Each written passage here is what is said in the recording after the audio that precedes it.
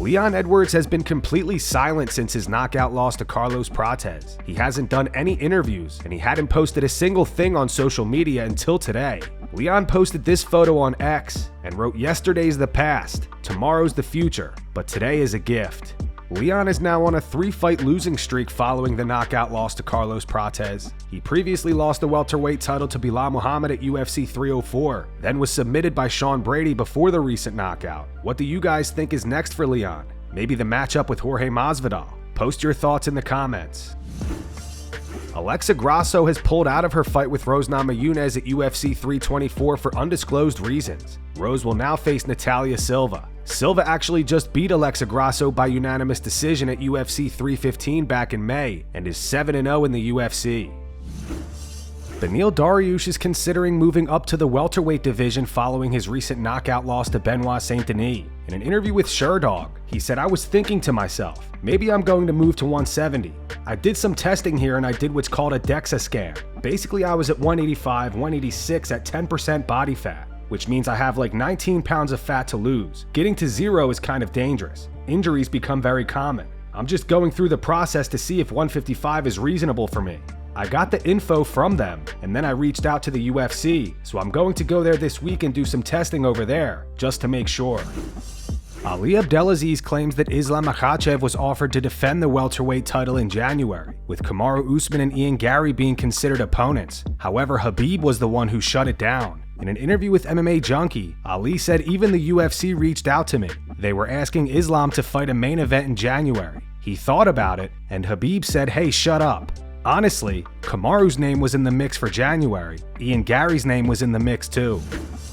Ariel Helwani has responded to Ali Abdelaziz's recent comments regarding Kamaru Usman. Ali claimed that Kamaru absolutely deserves the next welterweight title shot against Islam Makhachev, and completely dismissed the idea of Ian Gary being in that position.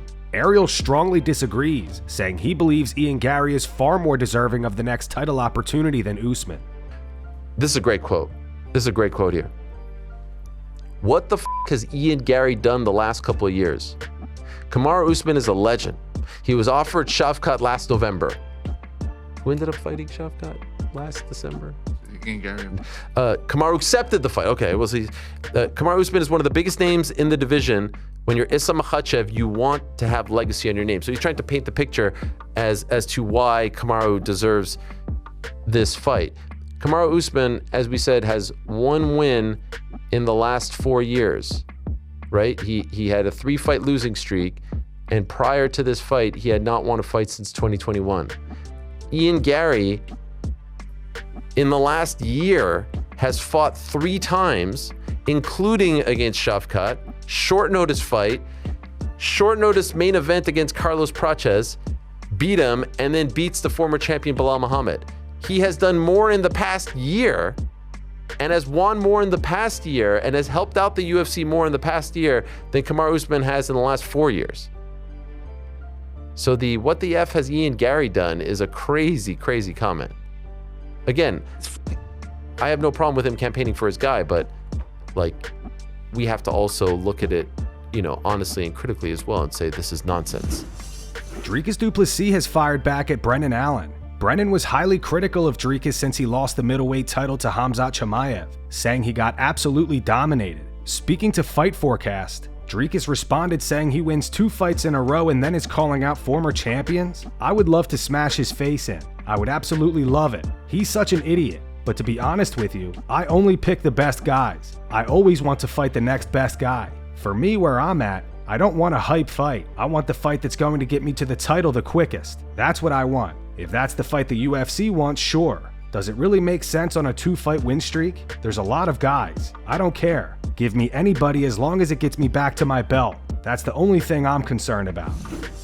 Kamaru Usman says that aside from himself, he believes Carlos Prates is currently the most deserving contender for the welterweight title shot. I would say right now, for me, I would say Prates. I still think maybe another fight to really kind of, I feel like he's done so much in such a short time. There wasn't enough to let that ripple effect really touch the masses all over the world. But I would say Carlos Prates right now, I like everything I'm seeing from him. His willingness, his excitement to go out there and compete and fight. Even if he loses, it's like, okay, I have to fix that and I'll come back. Like, that's what I love to see. And I think that's what Dana and the company and Hunter and these guys love, is these guys like that. So I love Prates. Morales too is also impressive. You know, no hate on these guys. I love what these guys are doing. Eddie Alvarez gives his take on why the UFC booked Paddy Pimblett versus Justin Gaethje for the interim lightweight title, and not Arman Tsarukyan. He believes it simply comes down to Arman's resume, and the UFC not viewing him as an exciting enough option for that spot.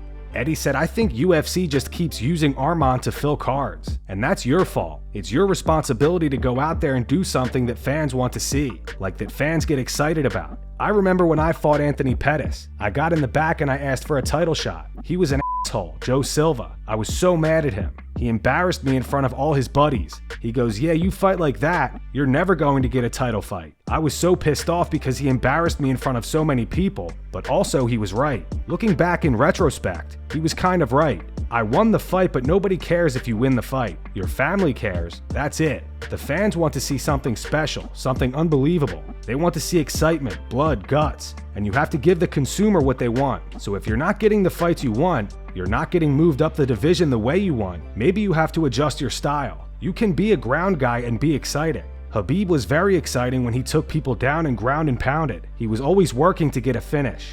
Arman so far has got Beneil Dariush, Charles Oliveira, Hooker, and that Joel Alvarez kid, but these aren't names like the way Oliveira got, Gaethje got, and these other guys at the top of the division have on their resume. And the way Gaethje's finishing them versus how you're just winning, who are you arguing with, you know?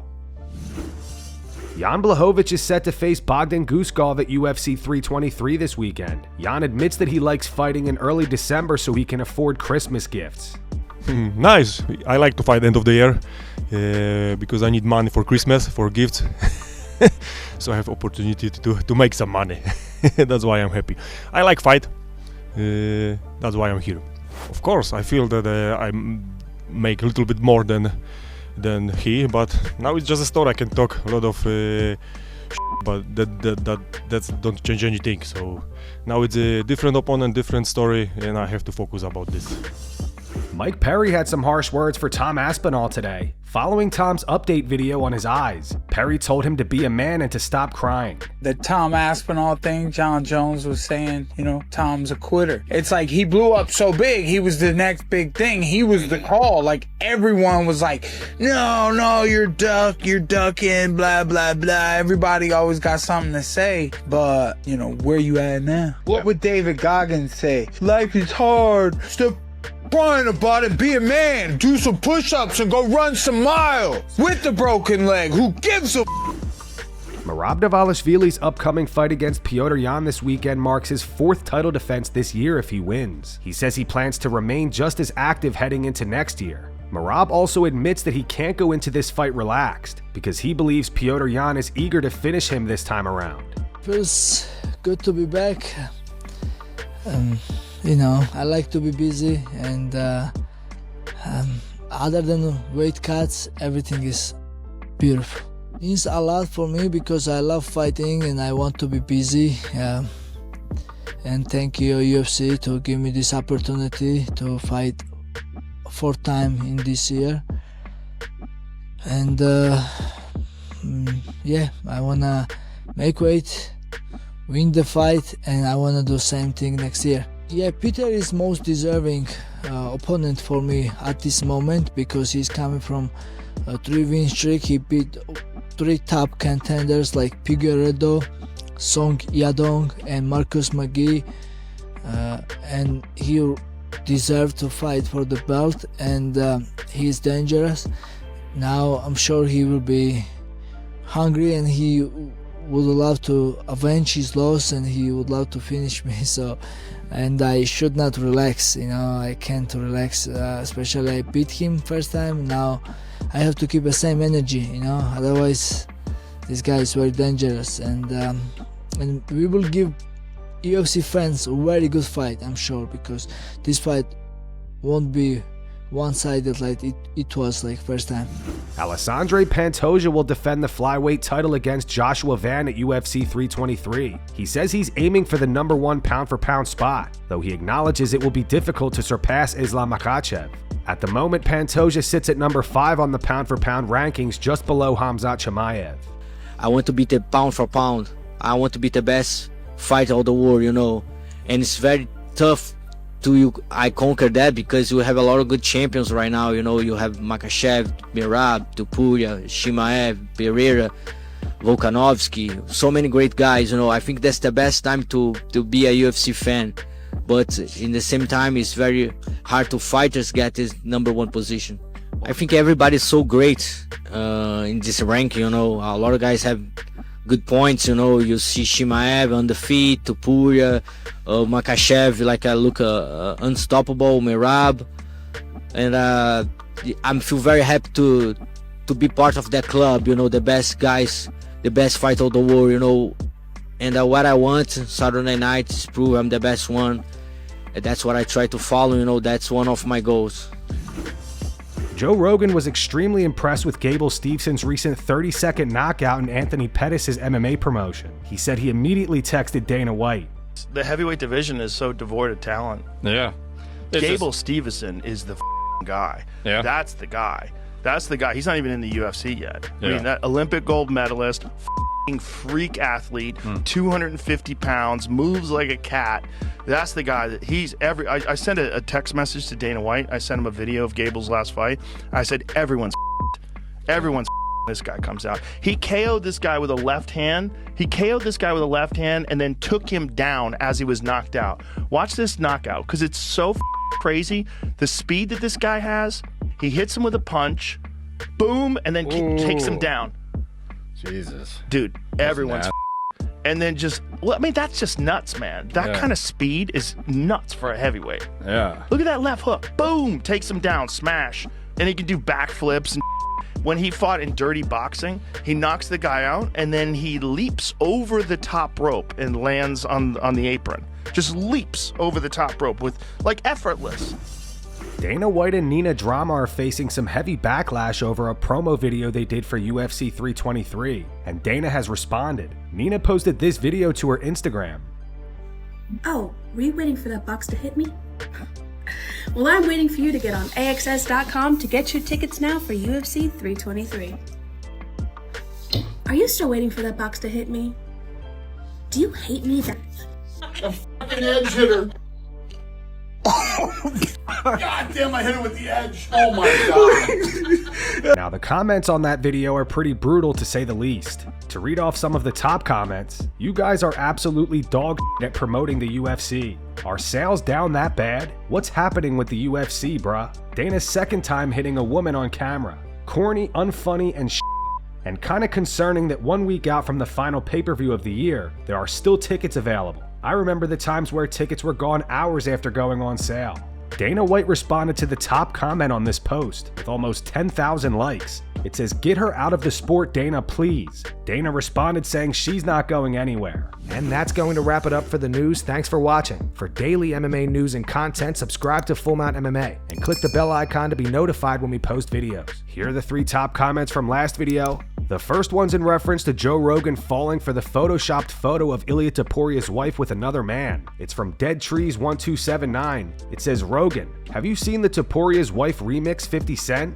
The second one's from Arman. It says, "Damn, Ali Abdelaziz has one of the weirdest heads I've ever seen in my life." And the final one's from Alan Wide. It says, "What the f did Usman do in the last 3 years to earn the title shot?" Those were the 3 top comments from last video. If you want to be featured in the next one, all you have to do is comment down below. And if you missed yesterday's news, click the video on screen right now to get caught up.